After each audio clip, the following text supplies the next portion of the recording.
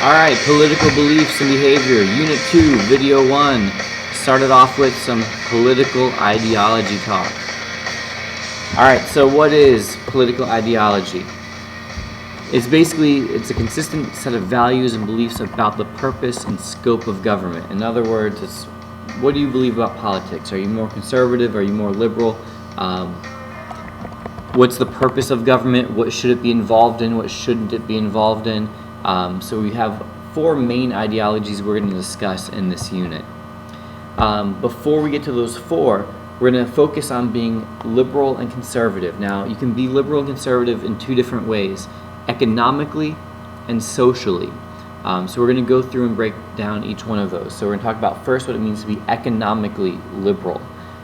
So this is where the goal would be to reduce economic inequality, favor taxing the rich, and favor more government regulation.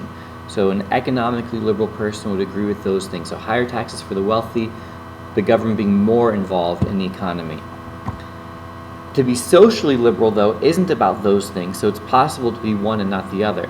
To be socially liberal typically involves a person being pro-choice, favoring civil rights. In the past, that was obviously more racial.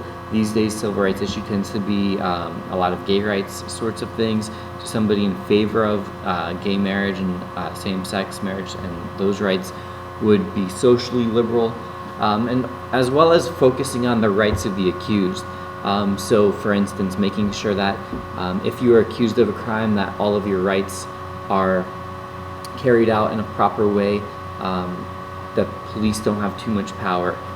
Those would be examples of being socially liberal. Now, going on the other side of it, you can be economically conservative, typically believes in lower taxes and having a market that is more free. The reason I didn't put free market is because virtually nobody believes in a truly free market with absolutely no government. But if you're economically conservative, you would typically believe in a market that is much more free than somebody who is economically liberal. Socially conservative, talking about usually people who tend to be more religious would be socially conservative. They believe that rather than protecting the rights of the accused, what's more important is punishing crime, making sure that somebody who's guilty gets put away, even if that means that maybe their rights are somewhat violated. And then more laws, more rules about personal conduct. So things like, for instance, about drugs or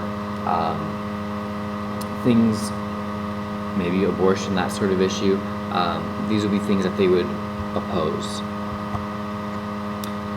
This has been a La Money production.